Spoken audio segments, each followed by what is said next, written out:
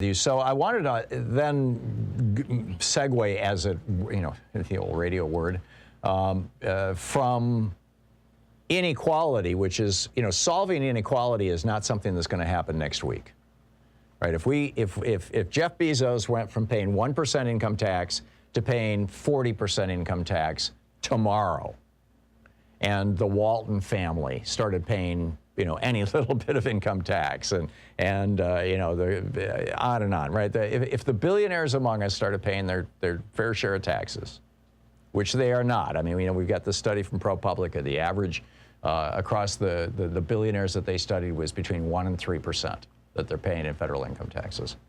And if we were to institute Elizabeth Warren's wealth tax, that is a long-term solution. It took us 40 years to get here, from Reagan dropping the top tax rate of 74% on individuals and 50% on corporations down to 25% on both.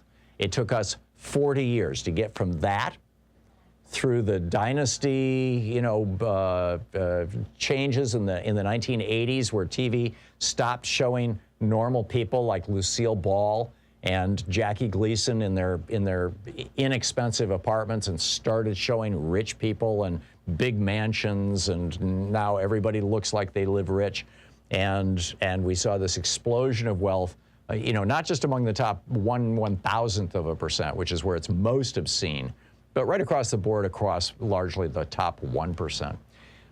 That took 4 decades. It took 40 years to reach the point where we are the most unequal society, advanced, developed society on Earth.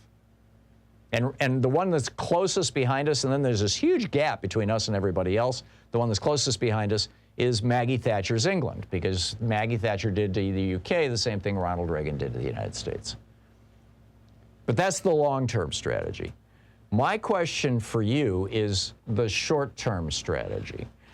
It seems to me that we need to do a couple of things with regard to policing.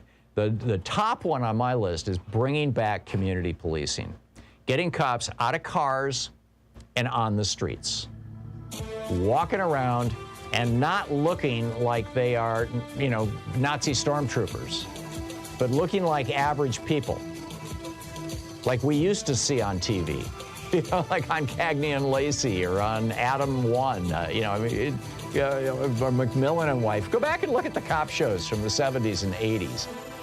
Normal people policing in normal neighborhoods. So just to kind of put a punctuation mark on my last rant, and then I will pick up your phone calls in just a moment.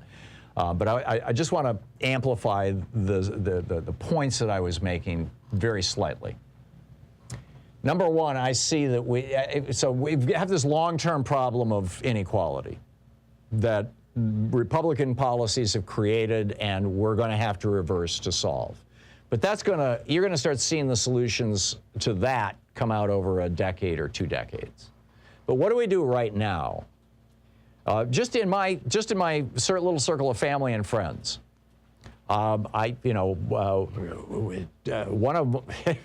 my family members has had 2 vehicles stolen. Another one of my family members has had a vehicle broken into. One of the people I work with has had a smash and grab vehicle broken into. The vast majority of these, and I've had my house, attempted to be burglarized. And this is all just in the last year. And I'm guessing that 9 out of 10 of these kinds of crimes are just never reported to the police. So what do we do? It seems to me that, number one, we need more community policing. I mentioned that before the break. We need to get cops out into communities, and we need them to be members of the community and to look like the community rather than to be an occupying force of mutant Ninja Turtles. And this means reversing the whole hyper-militarization of the police to a large extent. I get it that, there are going to be times when you need SWAT teams, and you need heavily armed people when you're going into gang, wars and stuff. I get all that. But, not for everything. Number one. Number two, we need to do something about homelessness in the United States. Finland just made homelessness essentially illegal. And it doesn't mean that they made homeless people illegal. They made any government policy that promotes homelessness illegal, and their solution was to give homes to homeless people. And they are building low-cost housing for people or no-cost housing for people, and they are putting up homeless people in vacant properties that they are acquiring. And Finland is like just a whisker away from ending homelessness in that country. We could do that here.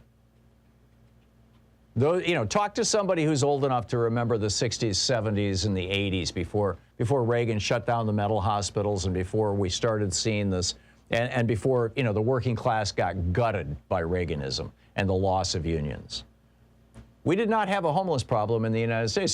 Certainly there were some people who were not living in a house, who kind of like the old hobos from the 30s, but it wasn't anything like today.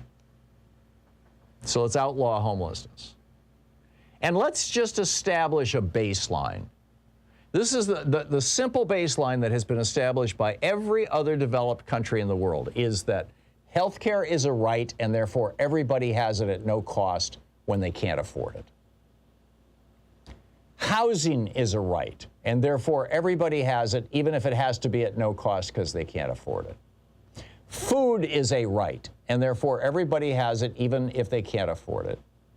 And education is a right, and everybody has access to education even if they can't afford it. Again, this is not Marxism or communism. This is creating a social floor in these four central areas that, in addition to more rational policing, I believe will solve this problem.